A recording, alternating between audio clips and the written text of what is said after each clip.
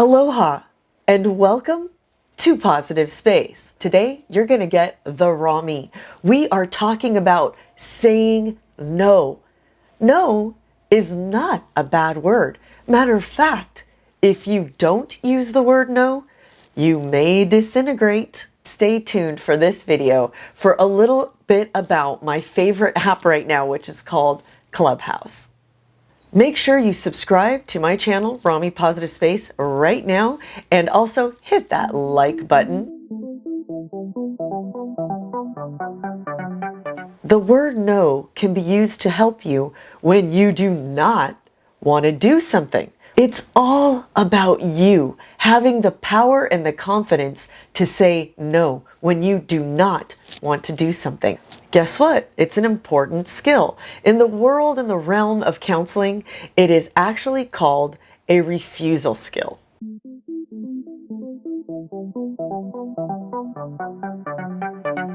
We are going to go through two skills.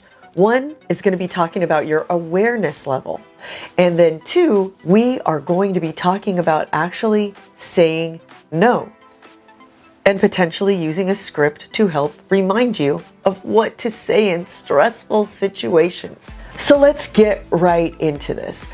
Imagine that you're in middle school again. Imagine you're just going to the restroom. You're just going to go to the bathroom. You might take a break during class. And we all know what this is, vaping. And there could be a group of kids vaping in the bathroom. This happens quite frequently in the middle and high school grade levels. And it might even be happening sometimes in elementary school. So you're going down there, you hit the bathroom, and guess what? There's kids vaping in there. One person says, "Hey, do you want to try?" And then another person says, "Hey, try this vape. It's awesome. It's bubblegum flavor." And you might say, And then the person may say, "Hey, try this before you leave because we think you may rat on us. And if you try it, we then know that you're not going to rat on us. So just try it." What do you do? What is your awareness level? And this is what I'm talking about with awareness, is you could be walking into a situation that you didn't even know was going to happen. In the martial arts, they have an awareness grid or levels of awareness.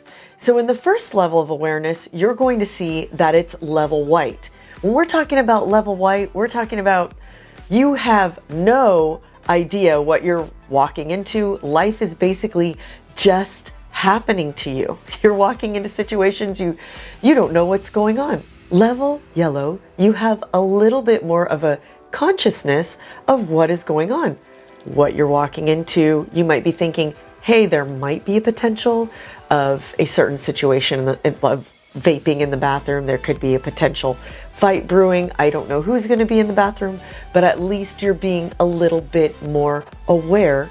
I want you to focus and try to be in that level yellow where you're ready. You're aware, you're a little bit more aware, you're aware of the people, the players in the situations, and where you're going to be walking into. For adults, you can consider this like, say if you're walking into a conference room and you get a major download of, hey, we're all going to do this thing together, sign up, we're going to do this. And that is peer pressure at its finest.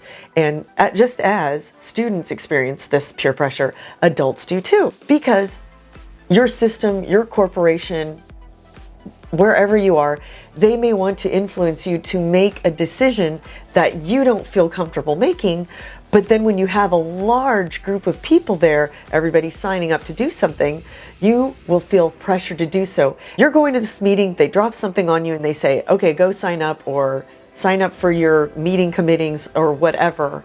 And you're just going to do it like that. But if you have awareness and you know, I don't want to be on this committee, I don't want to do this, I don't want to do that, which, yes, you're starting from a position of no, but at least you're more aware and you can make those calls on things you want to say yes and those things that you want to say no to. In the Bible, it says, let your yeses be yes and your no's be no's. So is it okay to say no? Absolutely. Again, you want to take that awareness level to yellow so you can process or think about what is happening in your world, in your reality. Now, what if you don't want to be rude? Like, Rami, I just don't want to be rude. I hate saying no. I just feel like people are going to hate me. Can I do this without being rude?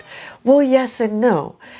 If they listen to you when you say, no, I don't want to talk about the person, or no, I don't want to take part in this thing or sign up for this or that, if they listen to you and they respect these boundaries that you're making, then no, you don't have to appear rude. However, I will ask you to look that person in the eye, or people, let them know that you do not want to do it. And you've got to look at them and you've got to say, no, I don't want to do that. That's just not me. Now, something that I see that does not work in this day and age that I actually used a lot because it was so trendy is, I really don't feel comfortable doing that.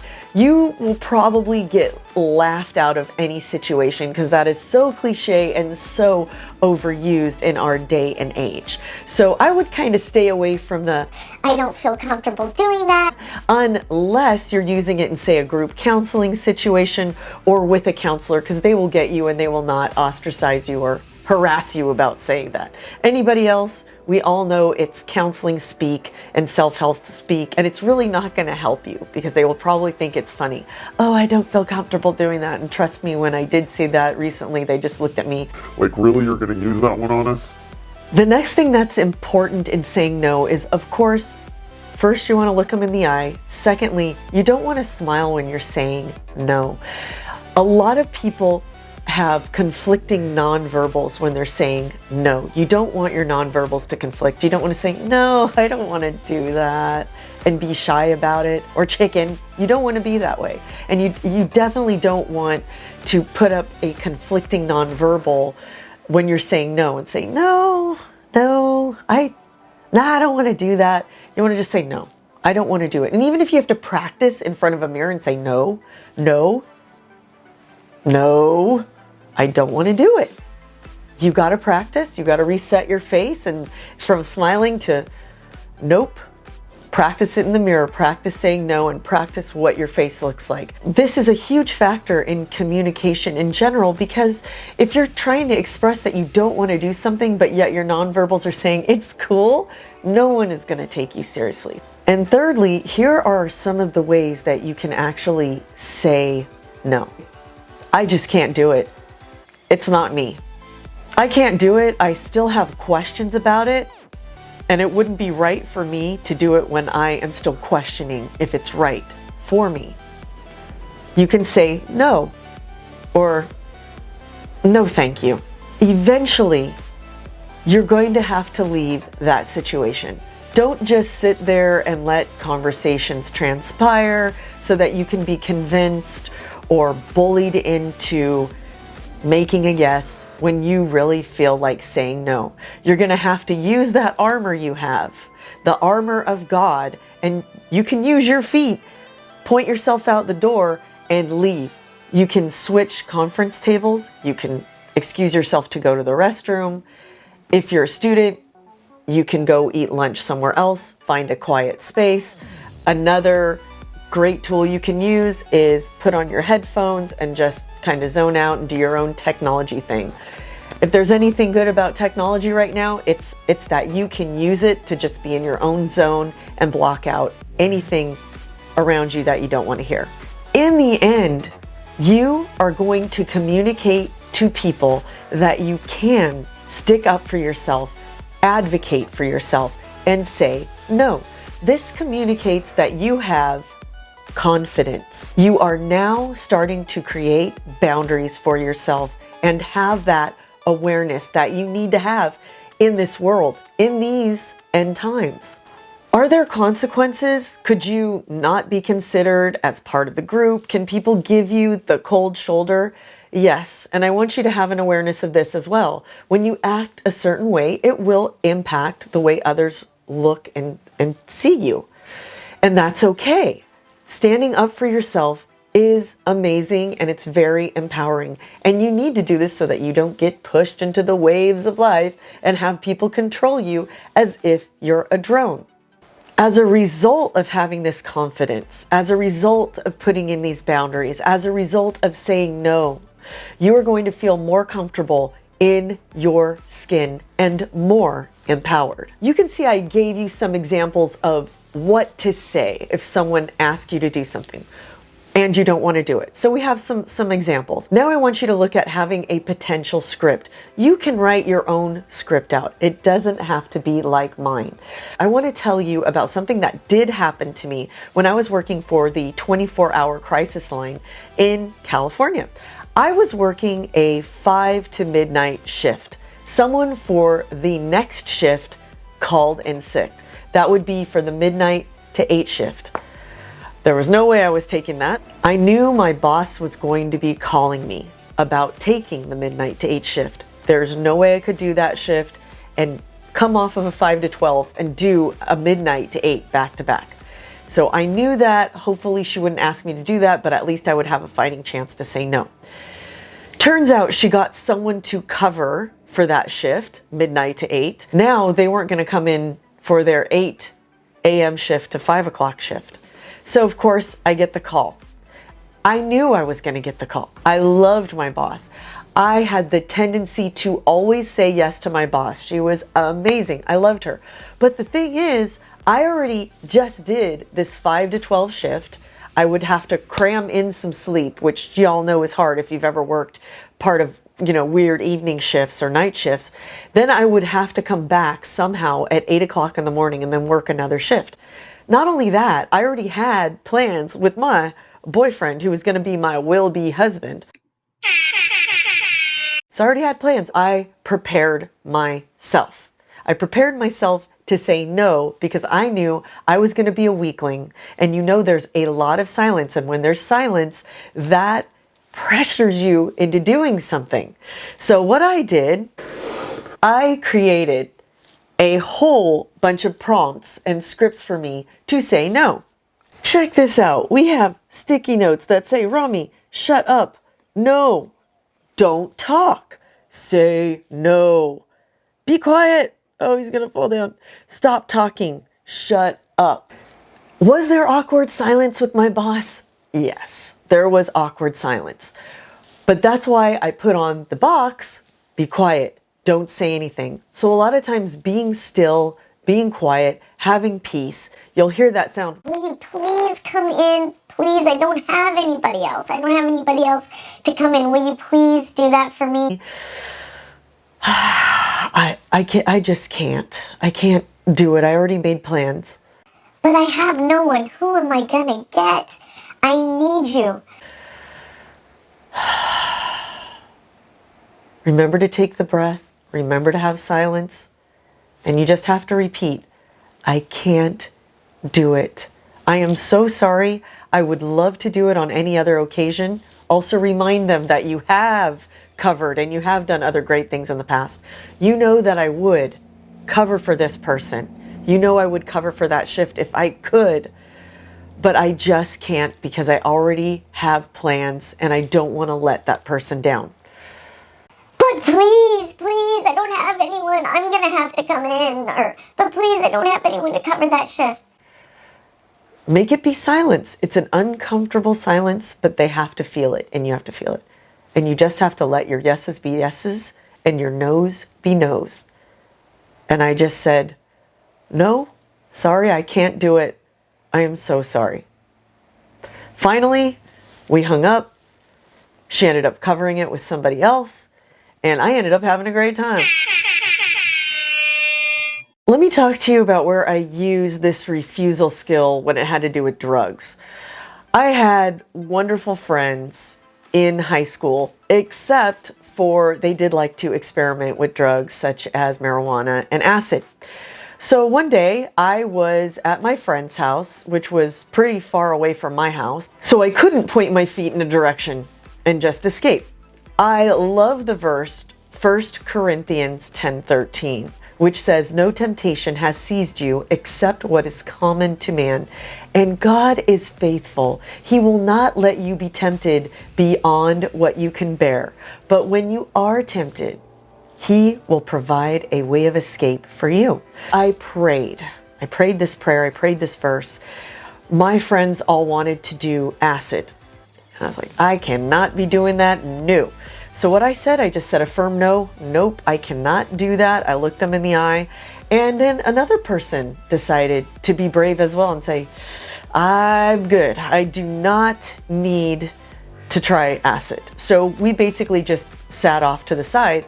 And actually these friends of mine, they did take acid. Just two ended up taking acid. They had such a bad trip. They saw the walls melting. They got scared. They thought demons were chasing them. They thought that ceilings were caving in on them. And boy, was I glad. And same with my other friend who decided not to try acid. We were so happy that we did not experiment with these drugs and that we kept a strong no and that we did not fall into temptation. And we actually ended up having to talk them down and letting them know, like, hey, this isn't real.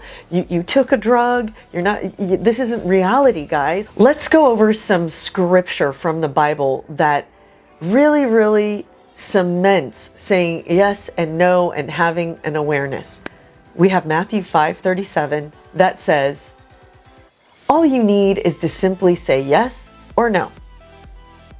Anything beyond this comes from the evil one. Romans 12:2 says, do not conform to the pattern of this world, but be transformed in the renewing of your mind. Then you will be able to test and approve what is God's will, His good and perfect will. What does it say about fear and fearing what other people are thinking about you over God? In Matthew 10:26-28, it clearly says, do not be afraid of them, for nothing is hidden that will not be revealed, and nothing is secret that will not be made known. What I say to you in the dark, tell in the light, and what is whispered in your ear, proclaim from the housetops. Do not be afraid of those who kill the body, but cannot kill the soul. Instead, fear the one who is able to destroy both the soul and the body in hell. Isaiah 8:11-13 says, this is what the Lord says to me, with His strong hand upon me, warning me not to follow the way of this people. Do not call conspiracy everything this people calls a conspiracy. Do not fear what they fear. Do not dread it. The Lord Almighty is the one you are to regard as holy. He is the one you need to fear. He is the one that you need to dread. In Samuel 15:24, Saul admits to Samuel, yes, I have sinned. Yes, I have disobeyed. I have disobeyed your instructions and the Lord's command. For I was afraid of people and did what they demanded. So this time that we're living in, this is not a time to be afraid of people. This is the time to trust in the Lord and obey Him, and He will see you through all those situations. Fear God. Don't fear man. And remember, God is there for you. Right now, more than ever, you need to have that presence of mind, that awareness. Use these scripts to get you through. Use these prompts. Always be ready. Always know what you're going to say. Aloha, everybody. I just wanted to continue from KA Beach, aloha from Kauai, on Clubhouse. Let me tell you what you get with Clubhouse. Well, first you must have an invite, and then feel free to enjoy all the fun. They have influencers, they have super experienced people that are Instagrammers with thousands and thousands of followers, YouTubers with millions of followers, who tell you the tricks, tips and tricks, of course.